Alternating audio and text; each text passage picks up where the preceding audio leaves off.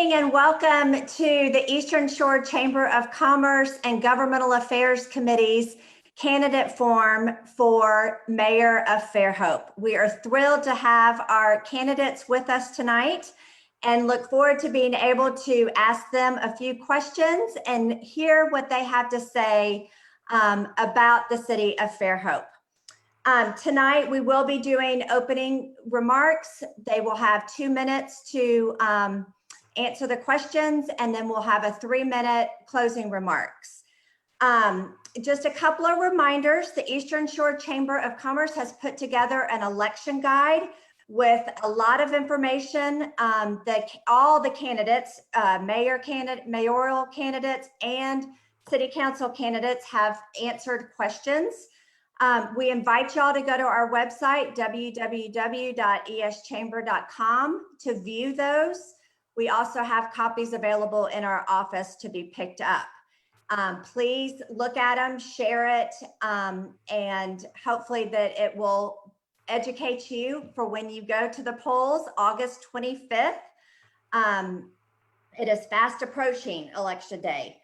A couple of other reminders: August 20th is the last day to complete an absentee ballot. And then August 24th is the last day to hand deliver that ballot. So make sure that you either plan to vote in person, which we hope you will. And if not, we hope that you will at least fill out an absentee ballot and get that in before time is up. Tonight, we will also be airing our Facebook Live event on WABF. So we are thankful that they're doing that with us tonight. And finally, just one other thing, the Eastern Shore Chamber of Commerce does not endorse any specific candidate, but we strive to educate voters on where candidates stand on issues facing our local business community. So from here, I would like to introduce Keisha Davis, who is a member of our Governmental Affairs Committee, and she will be the moderator. And so Keisha, I turn it over to you. And thank y'all again for joining us. All right, well, thank you, Christina, and thank you to all of the candidates who are participating tonight. Before we begin, if you're just now tuning in, here is the format for tonight. As Christina mentioned, the candidates have been briefed on all the guidelines, but just so that you'll know, each candidate will be given 3 minutes for opening remarks. Then I will be asking a series of questions, and they will have about 2 minutes to respond to that. And we will be alternating alphabetically. Also, at the end, each candidate will have 3 minutes to provide a closing statement. The questions that will be asked tonight, they were compiled by our Governmental Affairs Committee for the Eastern Shore Chamber of Commerce. None of the candidates have seen the questions, and tonight they'll be hearing those questions for the first time. And so we're going to begin. We're going to introduce all of the candidates who are here. Our incumbent is Karen Wilson. We have John Manellis, as well as Sherry Sullivan. Annette Sanders has been invited. We understand that she is experiencing some technical difficulties, and hopefully she'll be able to join us before the forum is over. So we will begin with our opening remarks. Again, Ms. Wilson, would you like to begin? Unmute. I'm hearing now. Can you hear me?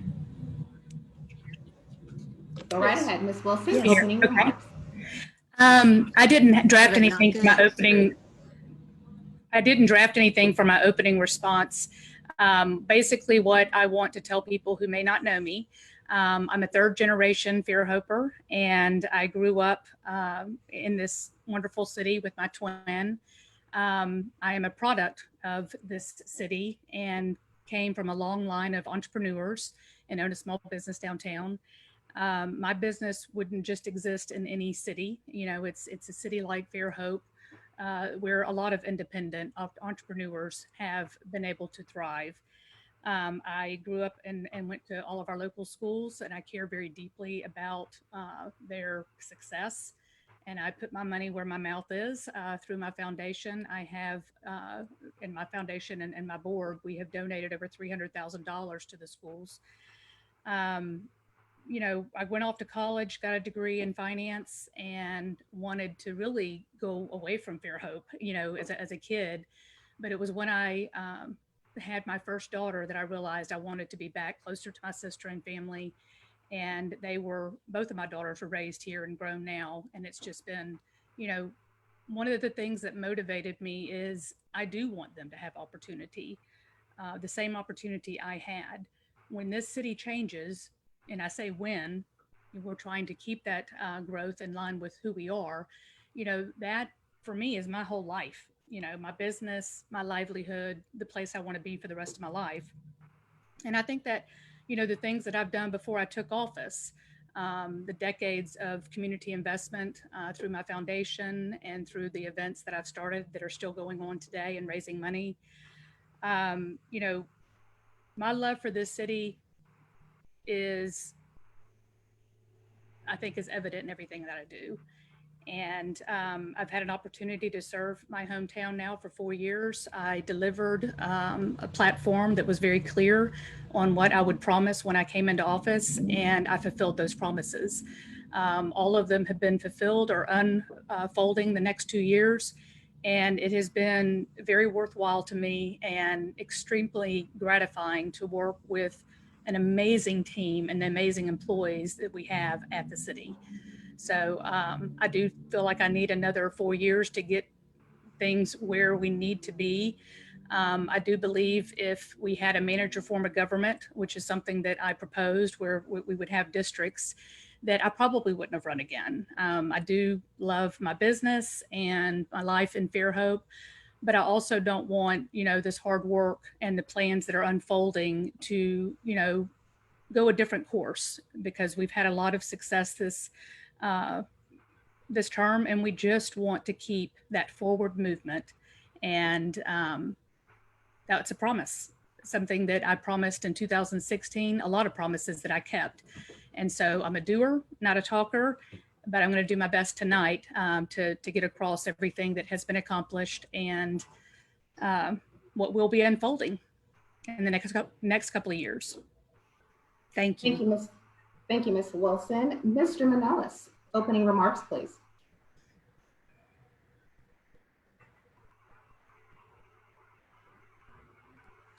I'm seeking to be your mayor for one primary reason: to serve my community. That's something I've done all my life. My wife, Robin, and I moved here about 8 years ago. We love our many friends and our modest cottage that we restored, which is only a few blocks from the bay.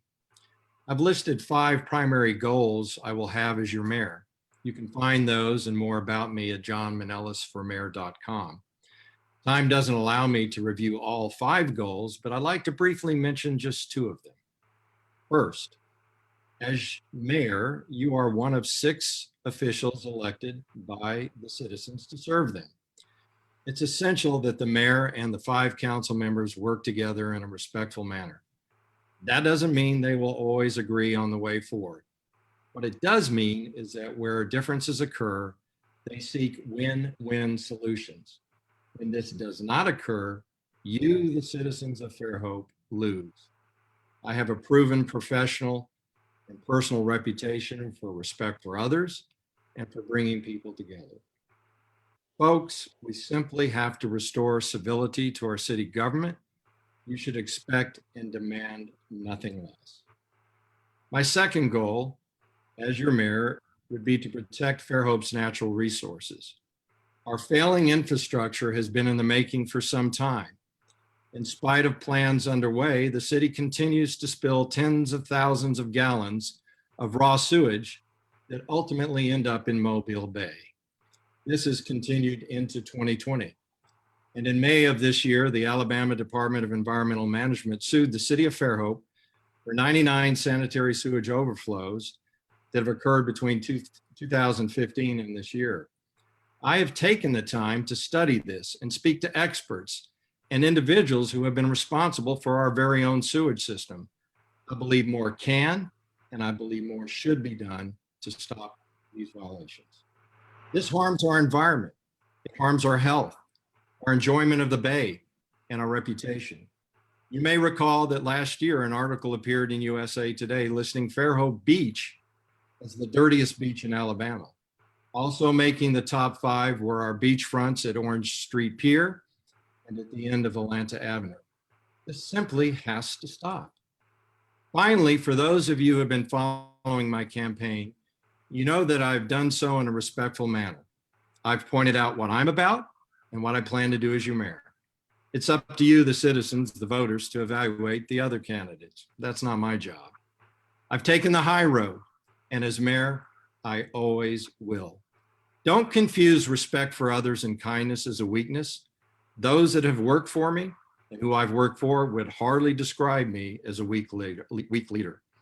I step forward to lead, often where a void exists. I've done so all my life. I strive to do so with the values that are important to me and which are guided by my faith.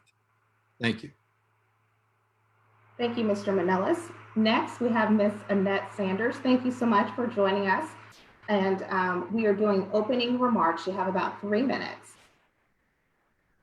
Thank you. And thank you, Karen. Thanks for being the glass ceiling and being our first woman mayor. And John, thank you for your interest in Fairhope. I saw myself the first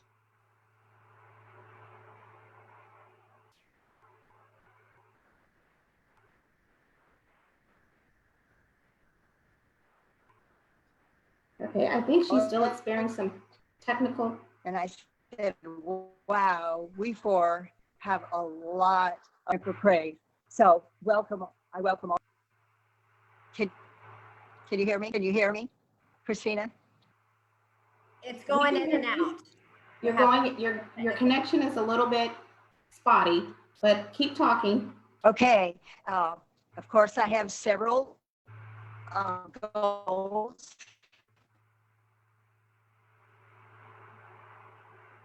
One, to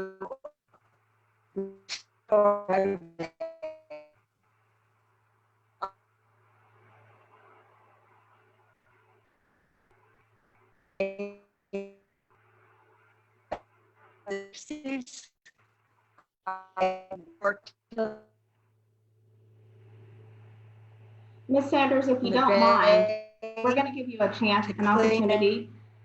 An oil company in 1982. Okay.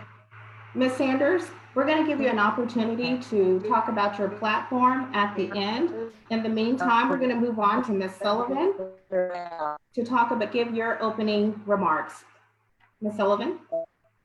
Thank you, Keisha. Thank you too to the Eastern Shore Chamber of Commerce and Christina for allowing us this opportunity to speak to everybody, and to Laura Dose with WABF for also broadcasting tonight. Hold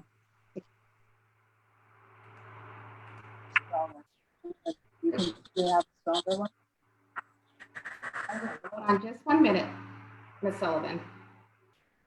Okay, Ms. Sullivan, if you would like to unmute your mic, and we'll go ahead and give you an opportunity now. Good, thank you. Did you hear me before? Could you hear what I was saying? Okay, good. Yes. So thank you again, Christina, Keisha, to Lori DeBose at WABF for broadcasting the forum. We appreciate it. So I was born and raised in Fairhope, and running for mayor is something that I dreamed about in high school. It's something that I've always wanted to do, and just thought this was the right time to do it. I worked for Fairhope for almost 17 years, and in that time, I worked with almost every department that we had, doing communications or hurricane recovery or whatever I needed to do in order to do my job. But that was the biggest thing for me, is that all my immediate family and most of my extended family live in Fairhope, so I have a vested interest in making sure that the place that we all call home is protected for future generations. I've been part of municipal government or public utilities for 18 years. And I just feel like that I have the experience and the leadership in order to move Fairhope forward.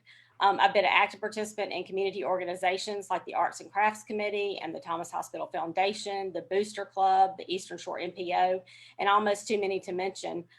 Things that, organizations that I have not only been a member of, but I have been in leadership roles. I have walked the walk. I have talked the talk. I have been, part of the things that we appreciate today and that affect the quality of life in Fairhope. So I know the daily responsibilities of the employees, and I'll always do what's best for Fairhope and the people who live here. And, you know, I want to focus on infrastructure and smart growth and a stable workforce. I think a stable workforce is one thing that Fairhope is really missing right now, that we have, you know, departments that are 3 deep in leadership, and you cannot build a consensus or a continuum of projects when you have a change in leadership so much. So I'm looking forward to, you know, telling people more about myself and about the, you know, the projects that I want to work on, and look forward to the rest of the forum. Thank you so much. All right, thank you. We are now about to enter our question portion of the forum. As I mentioned earlier, I'm going to ask a question. You will have about 2 minutes to respond. If at any time that you would like for me to repeat the question, you are more than welcome to do so, and I will do that. We will also be alternating in alphabetical order. Ms. Sullivan, you just finished speaking, but you have the first question of the night. And the first question is, please explain how your style of leadership will engage and unite the council and the city departments, as well as opening lines of communication to the community at large.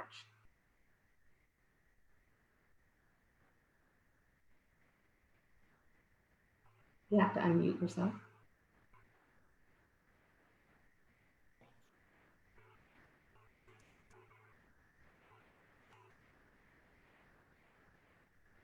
Hold on just 1 minute, Ms. Sullivan. If you could unmute yourself.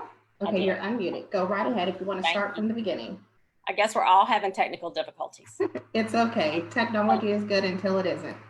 So, Keisha, thank you for that question. So, obviously, I said before that I worked for the city for a while and have participated in many programs with community organizations in leadership capacities. I think what I bring to the table is being able to communicate well, being able to bring anybody who has a vested interest in whatever topic or organization I'm working with, bringing everybody to the table to have respectful dialogue. You know, again, things that, you know, you can't find solutions to problems without bringing everybody to the table. And I think you have to make them part of that solution in order for them to invest themselves in whatever project you're working on. So again, I think that the mayor and city council's relationship is something that we have all, you know, seen in the news or seen on the council meetings, that it has not been the best relationship over the past 4 years. And I think that we need to work on that. I think that from both sides. And I think that, you know, they just need to be respectful of each other. I think that if you bring that, if you bring respect to the table when you come, and that you're able to communicate effectively and discuss the issues at hand, then you'll be able to find a solution to it. All right, thank you so much. Thank you. Mr. Benelis. Well, you know, I started my career at the age of 23 as a Houston police officer, did that for about 7 years. And for those of you that can imagine police work, it's you have to be the calm voice in the room. Sometimes you are the only voice between chaos and civility. I carried that forward the rest of my life. 28 years in the corporate world. I ascended to the rank of a vice president, which, you know, I'm not necessarily patting myself on the back, but the point of sharing that with you is that you don't achieve leadership positions unless you learn to work with people that maybe you don't agree with and maybe you don't even like. But to move forward in an organization, you have to have the skills to be able to work together with people. I also achieved about 20 years ago a master's degree in conflict management. I'm a mediator in the state of Georgia and the state of Alabama. I've done volunteer work all my life in that field, most recently as a mediator in Mobile District Court. So that's what I bring in leadership. I listen to people. I respect people. I respect people that have different views.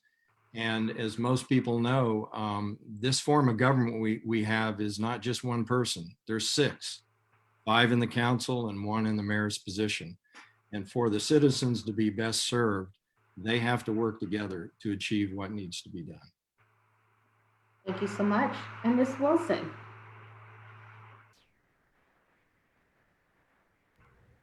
Okay.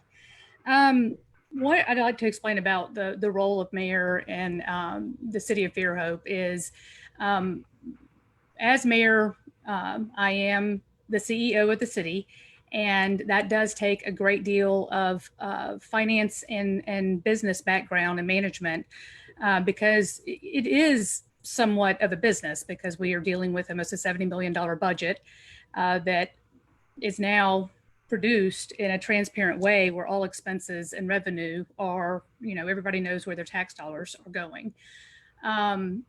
I bring 30 years of experience in this background. And because the city does not have a full-time city administrator, something that has been in place since before 2000 and defunded 2 weeks before I took office, I have served as a full-time mayor and a full-time city administrator. I tried to promote early on, like I said, the manager form of government, because while I am qualified to run and manage a city because of my business background and years of finance, this is a city this size now, and the fastest growing city in the state has to have professional experience to deal with a lot of the complexities of a growing city. And a mayor cannot do that single-handedly and then also work on the future objectives that are promised. So while other cities do have that position, and there was no support to get that position, I do think it's something that needs to happen for the future. Again, I'm qualified to do it. I have succeeded the last 4 years in really unprecedented success and accomplishments.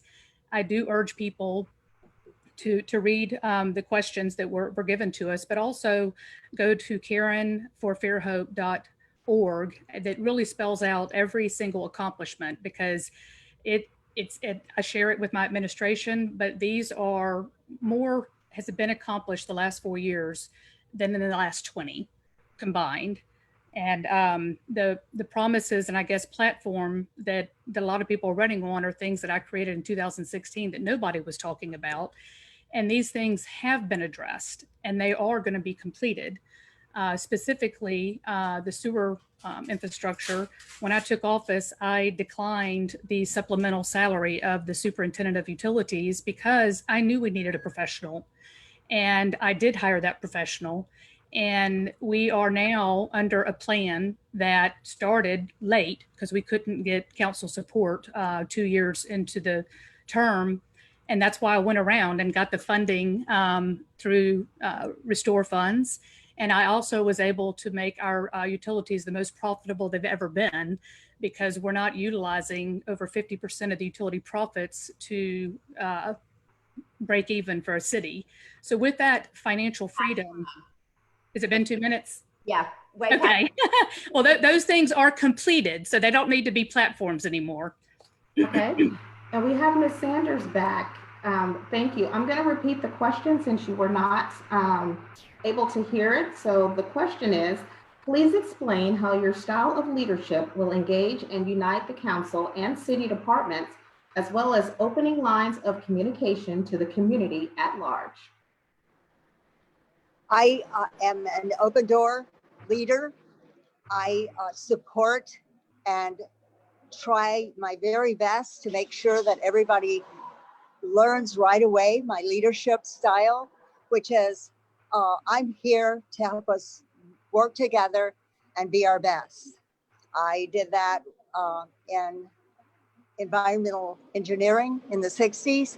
I did it in working with the cleanup of Mobile Bay when it was in the 80s. I worked in my school to make sure that I turned a failing school, into the very best school by making my teachers the very best, help them be the best they could be. I'm very supportive of employees. I'm also out in the public. I work a lot right now as a support for our public works to let them know about problems that we have in our area, drainage problems. And I've found that by properly staffing our different departments, we can get the job done together. I'm also wanting to look at working together with the other municipalities, because one of my main goals is to clean up the bay. And we need Mobile, north and south.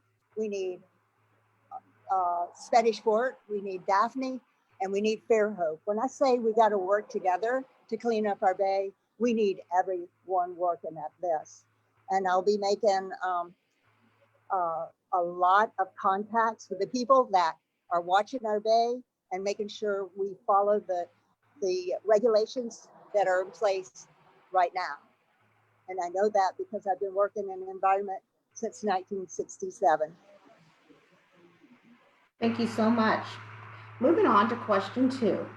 With Fairhope receiving $6.2 million to be used for the restoration of Fairhope's waterfront, explain your ideal plan in order to achieve the most usage while preserving one of our area's greatest assets. It will begin with Miss Annette Sanders. Thank you.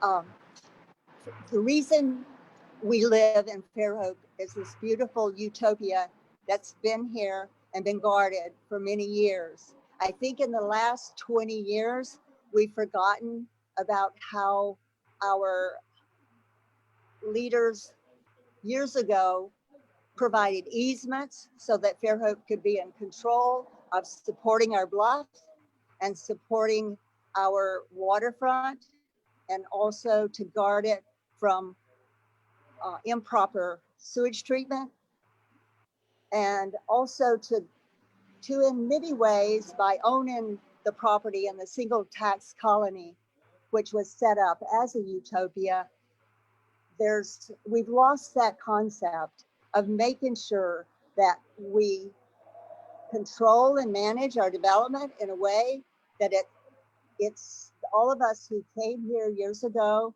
and have protected it for so long. We need to protect it from overdevelopment and mismanagement of development.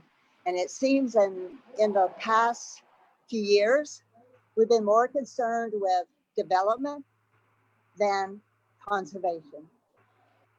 All right, thank you. Mr. Manellis.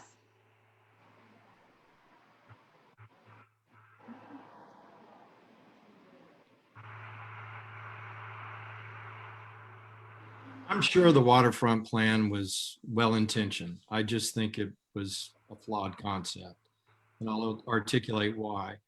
I guess the good news is we do have $6 million of restore money that will not come out of taxpayers' pockets. But, you know, I spent a lot of time down there. For those that know me, I paddleboard, or used to before I was running for mayor, about 3 or 4 times a week. I know that place almost like the back of my hand. I sat through the presentations on the waterfront project concept. And this is my view of it. On the South Park, I think anyone that goes down there, we all would probably agree, and I do agree, that we need to replace the bulkheads.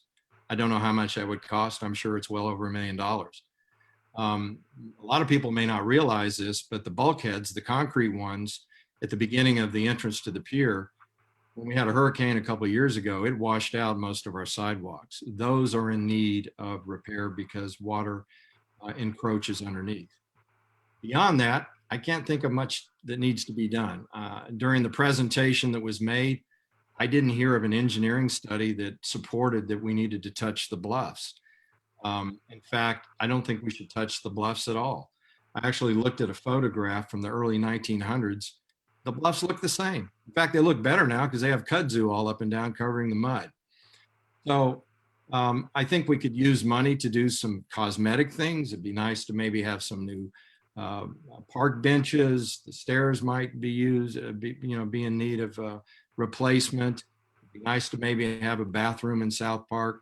But the simplicity and beauty of that park is what we go down to enjoy. You go on any day of the week and you see families taking pictures of their kids and loved ones around the rose garden. I just don't think we should touch that space at all, other than some of the structural things that need to be repaired. Thank you so much. Ms. Wilson.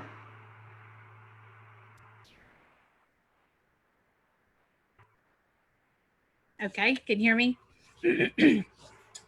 The $6.2 million, of course, is a proposal that I put in and really sold to the Restore Council, which I'm a part of, in funding. And this is a gift to our community.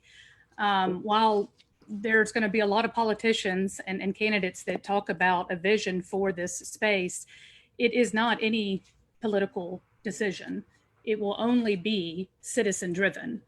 So other politicians and candidates can always come to the table like any other citizen, but what will be adopted is a citizen vision that's going to be re-engaged this fall. And I made that announcement several months ago. I do remember getting a text from you, John, about how impressed you were with the proposal after you watched it and incorporating everything that was incorporated. There's a lot of that plan that I didn't personally like, but again, it came from many, many people. To sell anybody on anything right now would be in vain because we are going back to the drawing board, and I have been trying to communicate this, including sending a mailer out to citizens, that we're going to re-engage this, what this looks like, and that enhancement. Bring your ideas to the table. The Bluffs were not going. There were a lot of rumors that were not factual. The Bluffs were not being destroyed. That's actually a cutback to develop the South Park. Trees were not being cut down. I think in the proposal, it had one tree, but none of this was adopted. It was talking to hundreds of people, trying to come up with a balance for safety, pedestrian safety and vehicular traffic. So the vision is never going to come from one person, and it certainly wasn't going to come from me. I just knew that we had an opportunity from an economic funds from BP oil spill that we could invest in one of our most iconic parks. Now, bringing about resiliency is something we also want to do. This is thinking about the next 100 years, not when something breaks and we finally, fix it. And that has been historically how we've handled our assets. So, we're now looking, and we've changed that mentality to what can we do better, always looking at what we can do better. Where can we invest our money? We've invested more money in our city assets this term than any other time because we've had that financial freedom to do it. And we're going to have a lot more of that in the future. Is that my time? Okay. Yes. And Ms. Sullivan. Yeah, so the working waterfront proposal, I'm not in favor of the plan as it's currently proposed, obviously. I have had a chance to talk to the engineers and the design team about some other options. And we've discussed how there could possibly be true community engagement in the process. I definitely think the area needs some upgrades. And I don't think the bluffs should be touched. I think they should remain untouched. The upgrades, of course, would include the stairs, the seawall, the restroom facilities. There's some issues on the pier that need to be addressed, some lighting issues, but for the most part, the park should remain just with some minor upgrades and some cosmetic things. It should remain untouched. Again, the Fairhope founders gave us those bluffs so they would be protected, and that's what should happen. I'd also like to see the plan include all of the park area and not just the south end. The north end should be included too. And the pier area has been referred to as Fairhope's unofficial town square, and it really should reflect the vision of our entire community. And I think that the community engagement is so important for that park. It is one of the most treasured areas of Fairhope. It's the first place I want to take people when they visit our town, and just really, we need to put a lot of thought into any kind of upgrades that are done and anything that's going to change the natural beauty of that area. Thank you so much. Thank you. Sewer spills have become a major issue along the Eastern Shore. Tiring infrastructure is much to blame for much of this. What are your thoughts on how to resolve these issues and pay for them so that we can preserve our natural resources today? Mr. Manelis, we'll start with you.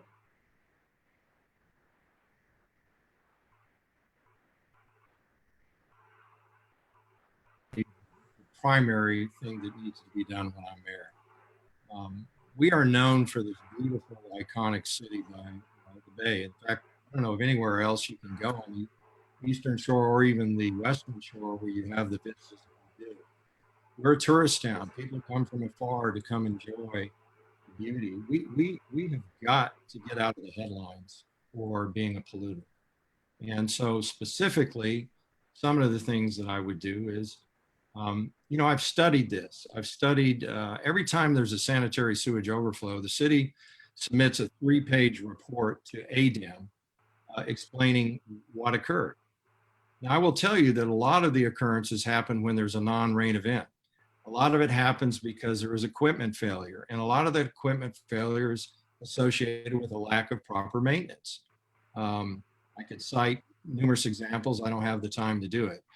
So first and foremost, as mayor, I would do a top to bottom review of what the resources we have to put an end to those. Do we need more people to maintain those lift stations where a lot of these overages are occurring? I'd also engage an independent view from a engineering firm that specializes in this to make sure that the plan we have is the right plan, that we're on the right track, that we have the right resources. Look, I'm looking from the outside in. I know there's a problem. I have a pretty good idea where it lies, but I'm not going to pass final judgment till I'm on the inside and take a broader view of where the solution needs to be. But first and foremost, we have got to stop the sanitary sewage overflows. Thank you so much. Ms. Wilson. You.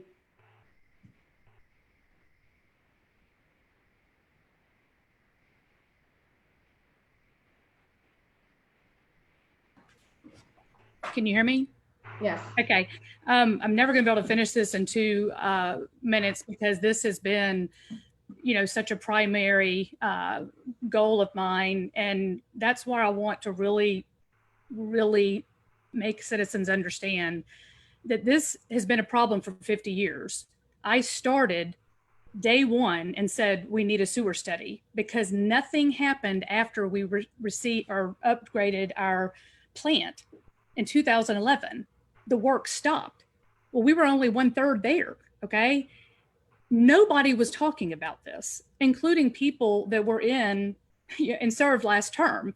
So when I talked about this and wanted the sewer, you know, I want people to go to the timeline for the sewer system upgrade, and it's at mayorkarenwilson.com and search sewer upgrade. It's very eye-opening. It shows you exactly what has been done to date, how the money got put in place. The plan is in place, it started, and it will be completed. The most critical fixes are going to be completed by 2022.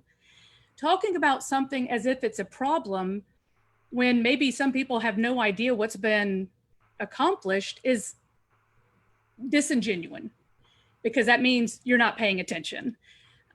These things are done, it's funded, and because the blessing of an ADEM suit will be have oversight because of that ADEM suit. They have endorsed what we've done so far and shocked at how much we've done in such a short period of time. And the plan that we have to unfold, including the things that we could never get funding, like more technical experience. The fact that our full-time employees in utilities decreased from 2010 to 2016, decreased. I mean, we have done so much that it's a 180, and people need to be rest assured that it's not just sewer, it's our electric, water, gas. All critical and expensive investments will be completed by 2022. It's unprecedented, and really continuing that conversation as if it's been ignored. I think most people are shocked that so much has happened in such a little period of time. Thank you so much. Ms. Sullivan, your response?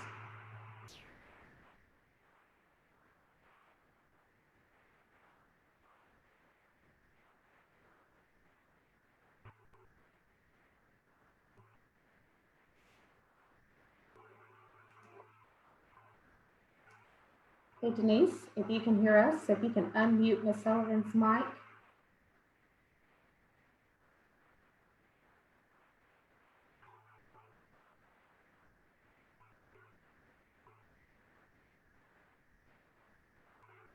Can you unmute yourself? Okay. You can't unmute yourself? Okay, we'll work on that. We'll come back. Oh, I'm here. there you go. I'm here. I'm not sure exactly what's going on, but I'm here. So, talking about sanitary sewer overflows and also just about infrastructure in general, when we're talking about the city, of course, all the infrastructure that we need to talk about is utilities, not just the wastewater or the sanitary sewer overflows. We need to talk about water, electric, and gas. Of course, the sanitary sewer overflows is what's getting most of the press, and obviously they have to be stopped, and we have to protect Mobile Bay. But we have to continue with the upgrades to the wastewater system and the electric substations. We have to make sure that routine maintenance is being completed. I know that's been touched on, but that includes everything from checking the sewer lines for infiltrations to smoke testing to doing the routine maintenance on the lift stations and the generators and making sure all those lift stations are attached to generators.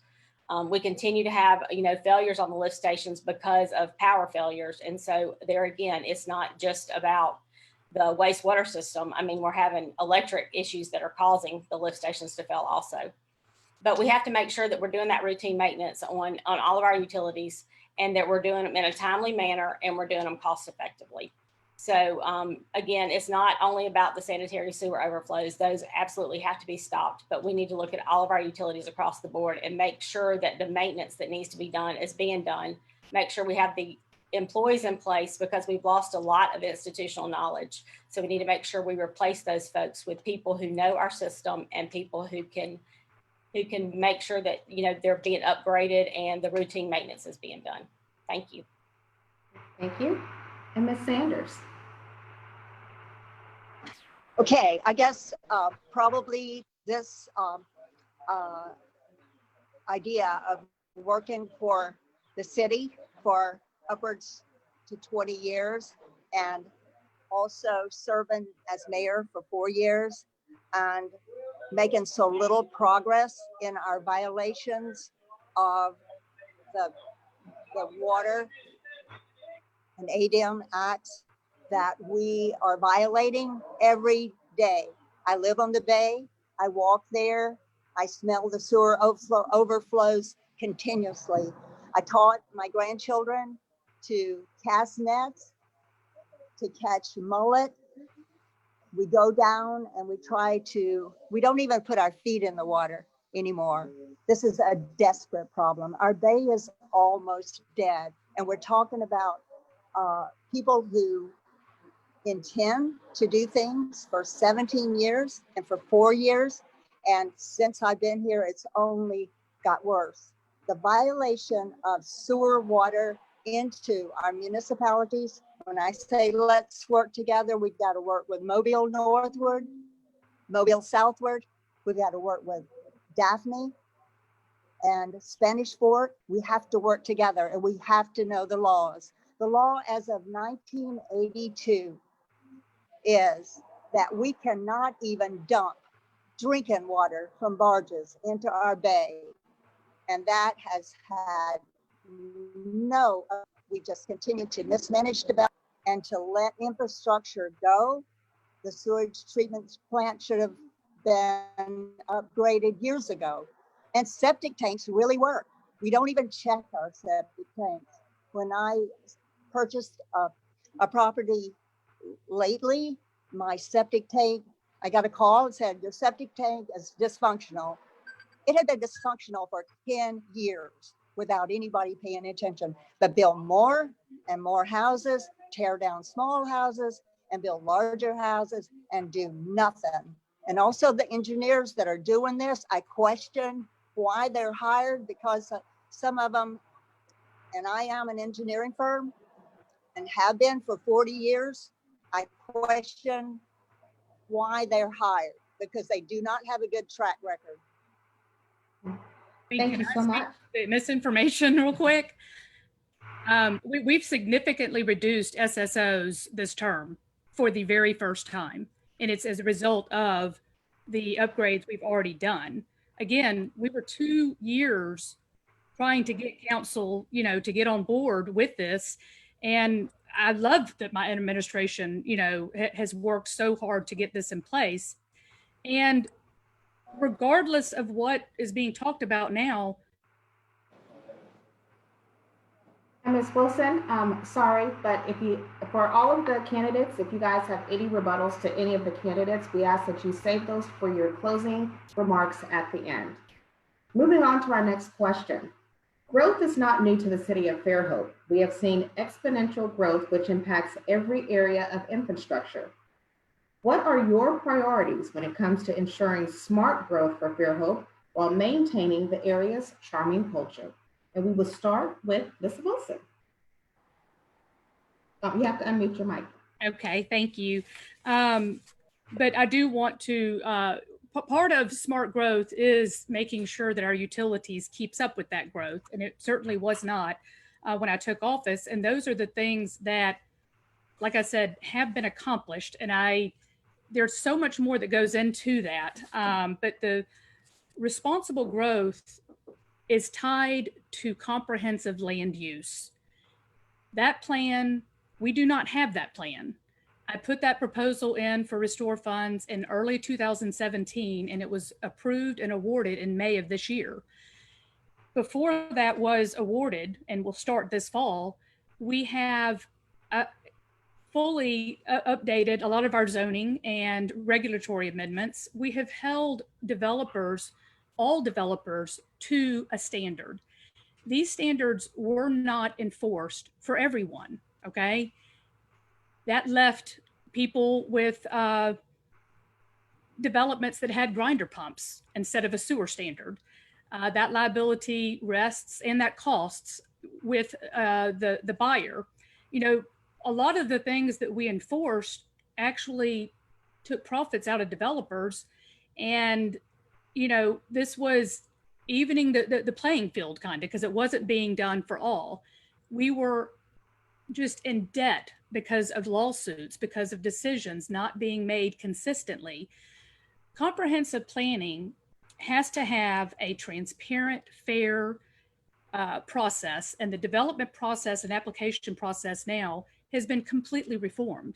We meet with developers before engineering and before architecture, fees are spent, so they understand what is expected if you're going to build here in Fairhope.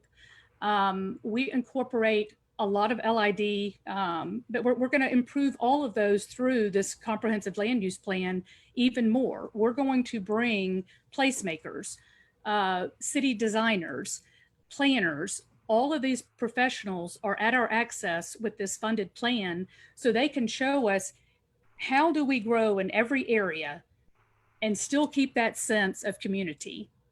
Those are different things that we have to do with every single development and make sure developers abide by these rules. This will be a citizen adopted vision, and it will not be the optics of input either. It's a 2-year process that starts this fall and needs to be managed under the person that saw the vision that this was such a critical issue and a need. Thank you so much. Moving on to Ms. Sullivan. Thank you, Keisha. Fairhope has become a victim of our own success. I mean, as everybody knows, previous administrations set out to make Fairhope one of the best places to live and most beautiful places to live. And Fairhope has consistently ranked as one of the best places to raise a family, the best places to retire. And because of all that success, we are experiencing unprecedented growth, not only in Fairhope, but across Baldwin County. We can't stop the growth, but we can manage it and make sure that our infrastructure can support it and that we do not compromise our environment or Mobile Bay in the process. It's up to the leaders in Fairhope to continue to evaluate our comprehensive plan. We currently have a comprehensive plan, but that needs to be adapted to meet our city's current needs. It needs to be revisited, and all the leaders must come together and work with the citizens of the city and the staff to ensure that plan is working for Fairhope today and for tomorrow.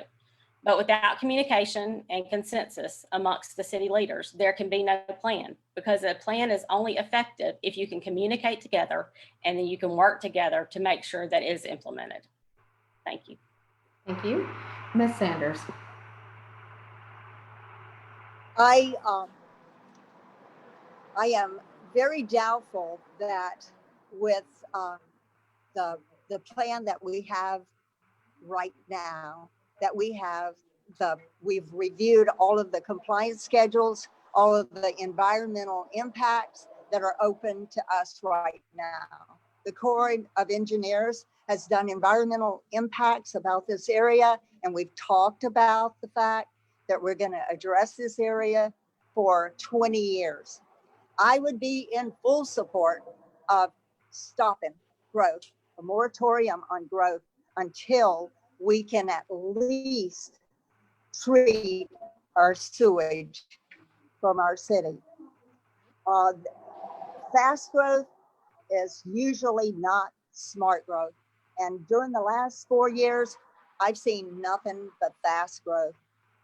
Whenever we did the drainage project on North Mobile Street, I went to every meeting to hear what are we going to do to help save our block.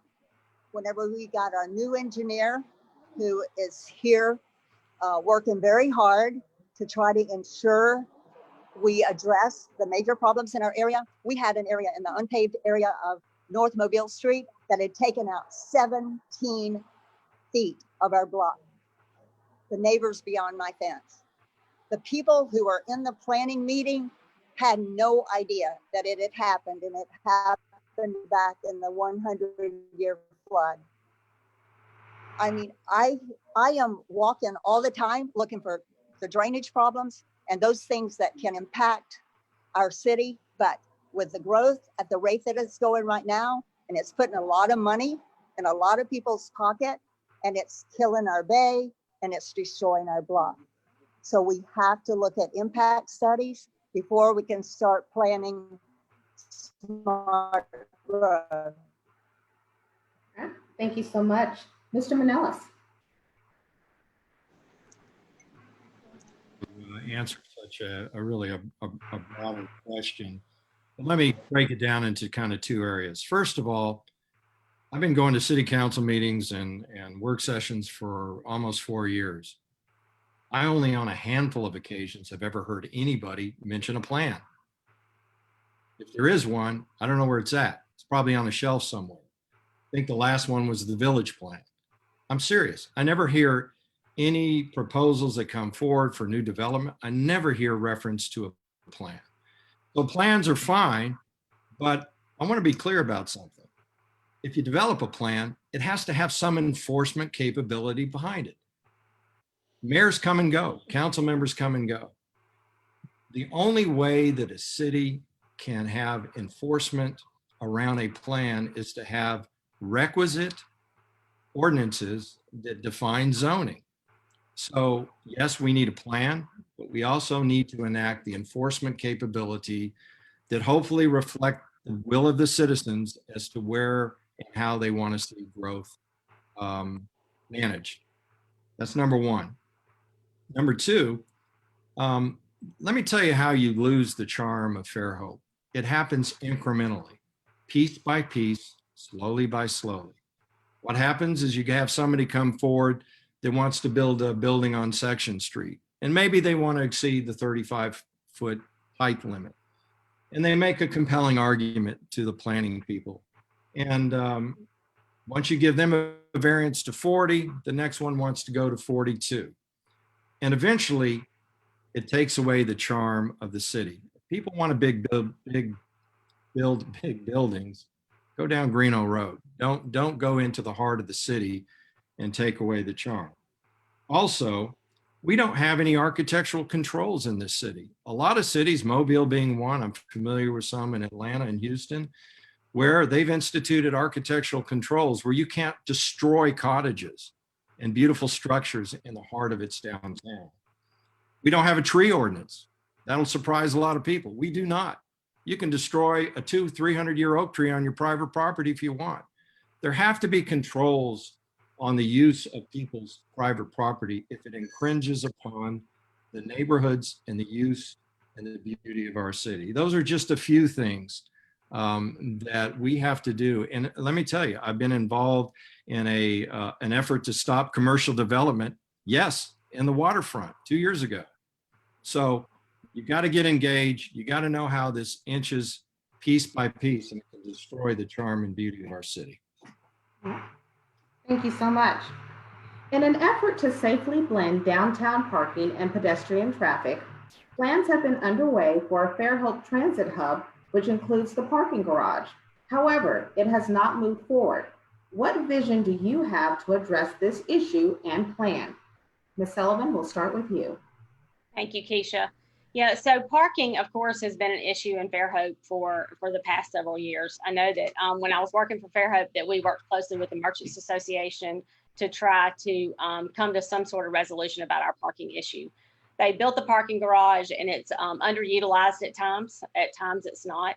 But the transit hub is a great plan to be able to move people around Fairhope and move them to other parts of Baldwin County and even Mobile, I'm assuming. But the parking issues that we have in downtown are not going to be, I guess, remedied with the transit hub.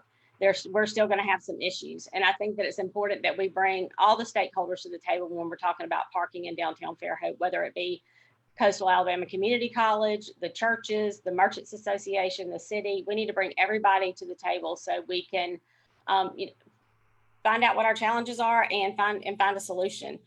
It may be things that we haven't even thought about that somebody could bring to the table. But I do think the transit hub is a good idea, but I don't think that it's going to solve the parking problems that we're having in downtown Fairhope right now. Thank you. Thank you. Ms. Sanders. Yes, I think in towns that are so walkable that many cities have enjoyed an area of parking that are away from our walk-in area that serves all of our businesses. And we have to think about our businesses when we do anything downtown, because even during the pandemic, we had sidewalks closed and the businesses lost. They went down to 15% of what they had been doing with their trying to stay afloat with the pandemic going on. Now, there can be off area parking we handle it whenever we have arts and crafts, and we can have a shuttle to bring people to walk there. We can encourage more use of the parking garage, because I check the parking garage and most of the time people are waiting for parking spots and the parking garage is half full. So there's so many more ways to help people get to our walk-in area than to have them park right at the front door of every business they're trying to get to. Thank you so much. Mr. Manelis.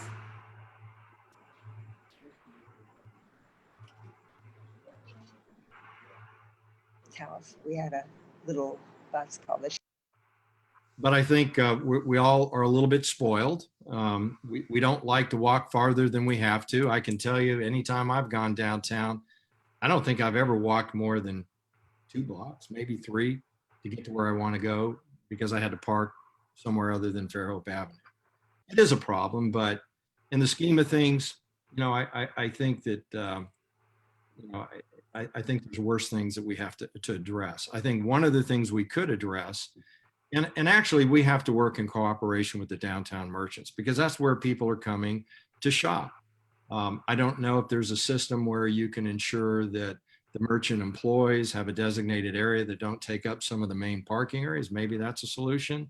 And also, I think as much as we might know, the group of us here might know where the downtown parking garage is, I think somebody passing through may not know exactly where it's at.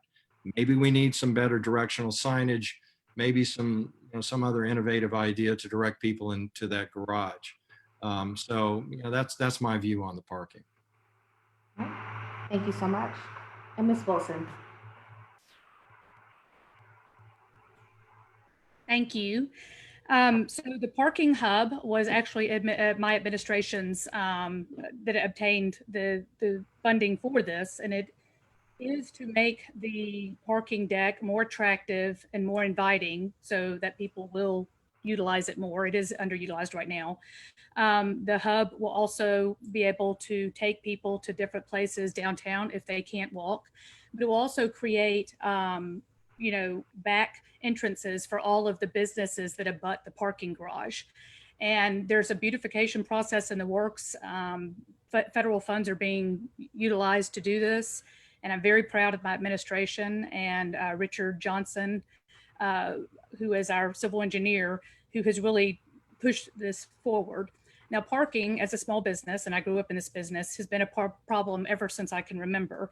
And when we think about ways that we can, you know, we have enough spaces for the parking we have every day. We did that analysis. And we've also said, you know, don't park in front of your stores, and your workers don't park in front of your stores. But even if you're not having any business, those parking places are being taken up and it looks busy. You're going to have to incentivize that primary parking at some point. Maybe it's, you know, 4 hours of the day, because the people that are coming in and spending money, we want to make sure that they have the best parking. I've worked with Fairhope Single Tax Corporation because they gave us the land where Coastal College is on, and we of course rent that to them. And the amphitheater is a place that's now becoming more active, but still with just at maybe 20 times a year, there is some flexible parking opportunities there with impervious surfaces that can be just for their students. That is parking, and Fairhope Single Tax understands their biggest investment as far as property is downtown. And they understand that that is and has to be a priority to invest in more parking downtown. So they have partnered with the city in trying to develop a plan there. And I had one other thing is safety. When you talk about pedestrian walking, my foundation was responsible for the city adopting, the very first city of the state adopting complete streets. And that is providing safety measures for pedestrians, cyclists, and vehicular traffic. We have that. It needs to be enhanced even more, but safety is the key. You can paint stripes and not feel safe.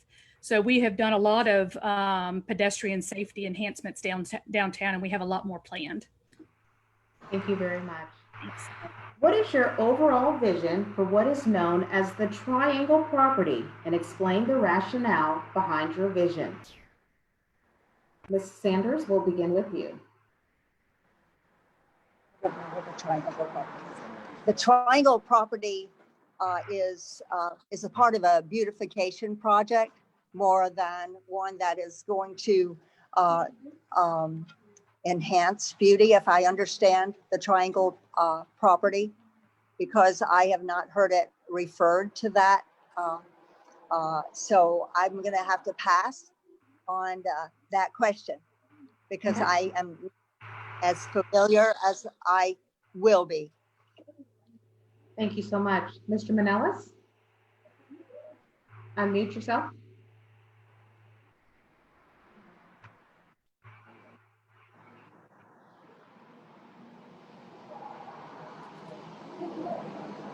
I don't know. That's the way I don't know what it is. I think all of us want the same thing. Whether you be in a conservancy or remain city property, we all want the same thing. We want green space. We want parks.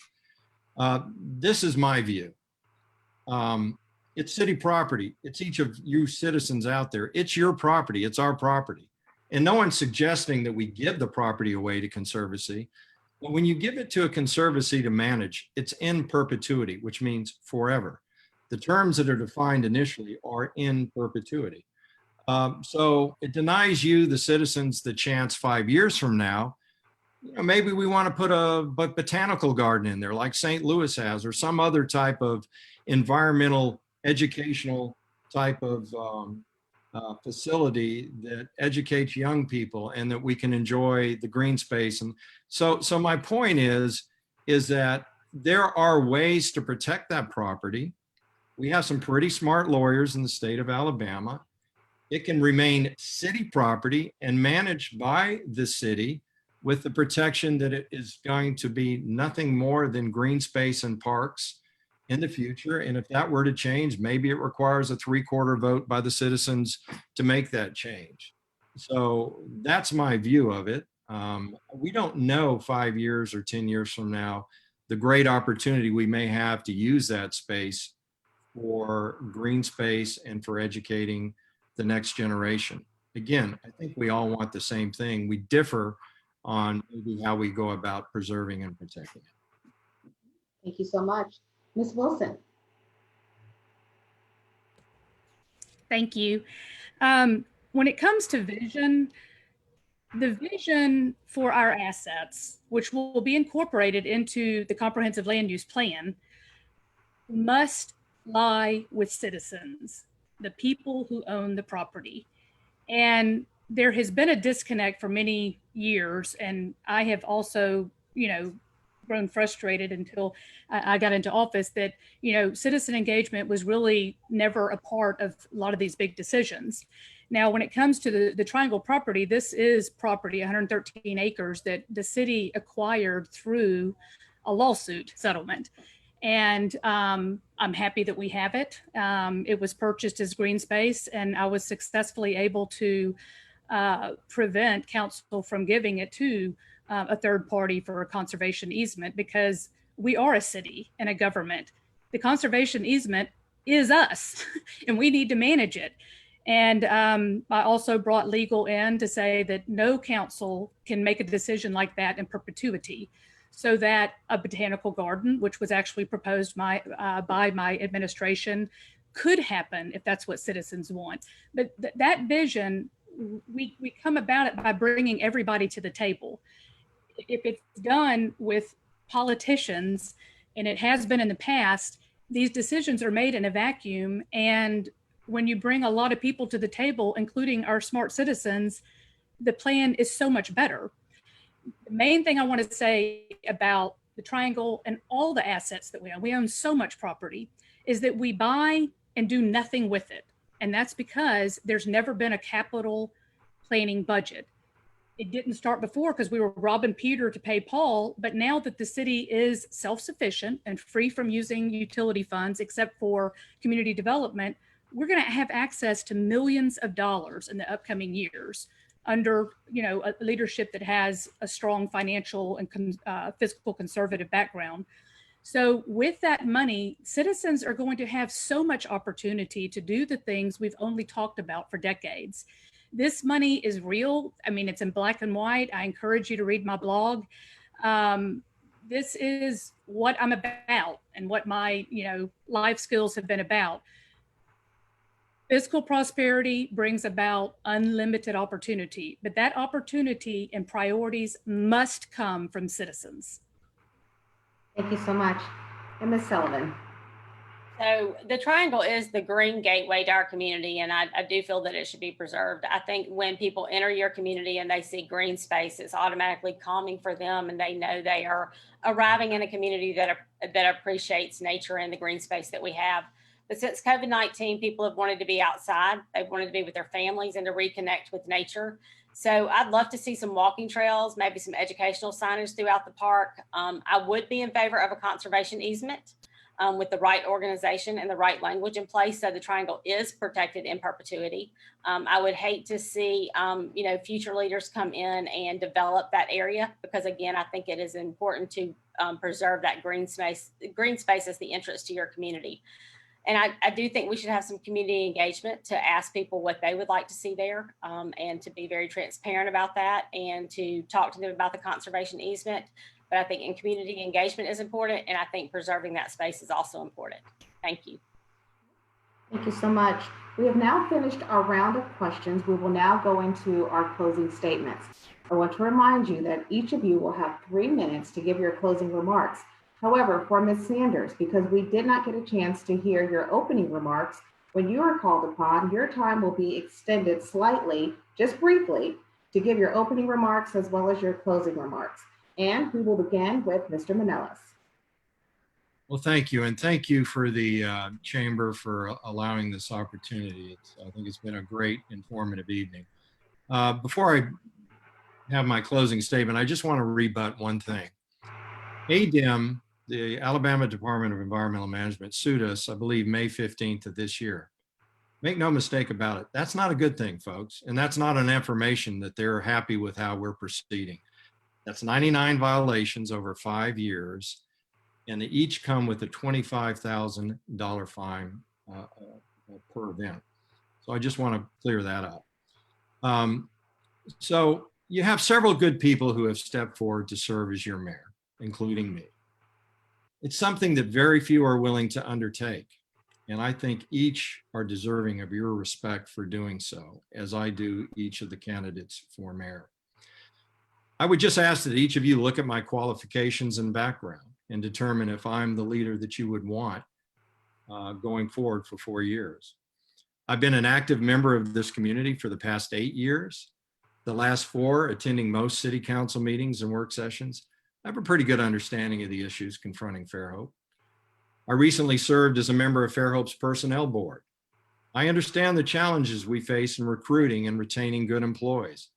I also understand how to lead and what is expected by our employees, which is fair and respectful treatment. I have a long history of volunteering and service to the communities I've lived in. I have a master's degree in conflict management. I'm a registered mediator in the state of Alabama, and I volunteer as a mediator in Mobile District Court. As I mentioned, I served as a vice president in a Fortune 100 company and had a large responsibility over employees, finances, and company assets. And finally, and maybe most importantly, I have a lifelong reputation for being respectful of others and bringing people together. You need that, leader, in this crucial, critical time in our history. I am that leader, and I'm asking for your vote. Thank you. Thank you very much. Ms. Wilson.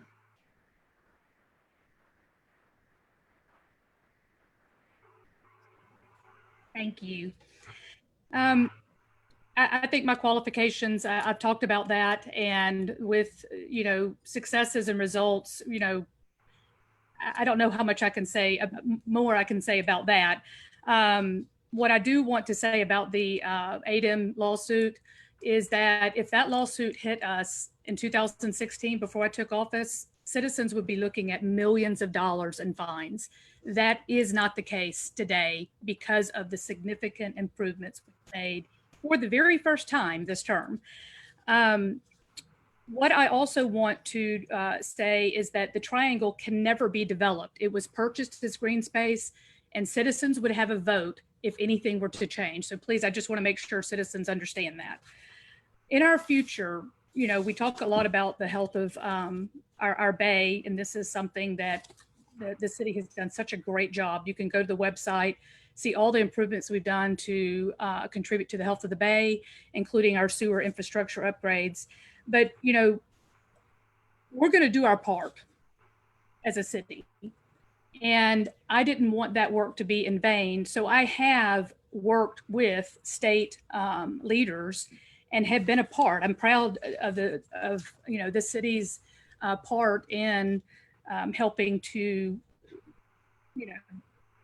have an amendment to our water bill that will provide funding for others upstream. This problem is for a watershed that's the second largest in our country, the Mobile Bay watershed. So, and it takes up 2/3 of the city. So everything coming down, we are that outfall. And to really make genuine differences in the health of our bay, all stakeholders have to come in, and we have to work not just with Eastern Shore, but upstream. As far as Eastern Shore, in 2017, I also put in $1 million restore funded plan that will significantly reduce or eliminate sewer system overflows. Now, this plan has been approved, and when we started, it's going to take on and model Rebuild by Design. Rebuild by Design, the founder of Rebuild by Design is a man by the name of Henk Ovink. He is in the Netherlands, and he's a special envoy over infrastructure water affairs in the Netherlands. And he has, with Rebuild by Design, supported, and we're modeling this plan after incentivizing solutions, innovative ways to approach problems with solutions that may not exist right now.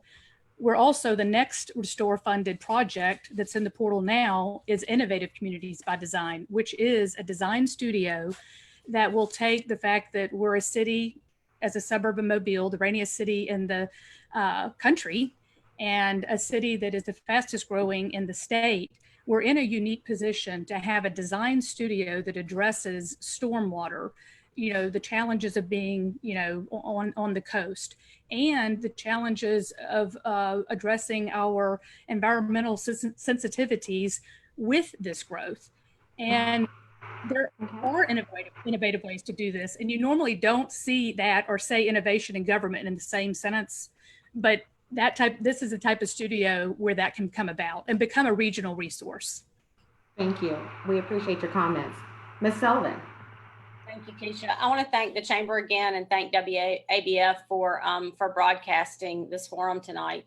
Like I said before, I mean, most of my family lives here in Fairhope, and I have a vested interest in making sure that Fairhope is, protected and continues to grow and prosper for future generations. I'll always do what is best for Fairhope and the people who live here, the people who want to visit here.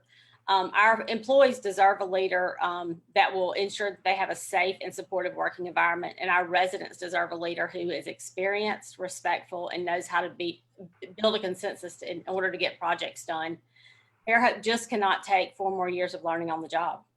But I did want to address 2 things. Also talking about ADM and also the utilities. Public Service Commission has also shut down the gas department. We have the lawsuit with ADM. Those are direct correlations to management of our utilities. That's something that Fairhope has to protect, and we have to start making sure we take care of our utilities and make sure that they are managed properly. I've seen how a strong council, weak mayor form of government can work. I've been allowed to see how other municipalities work.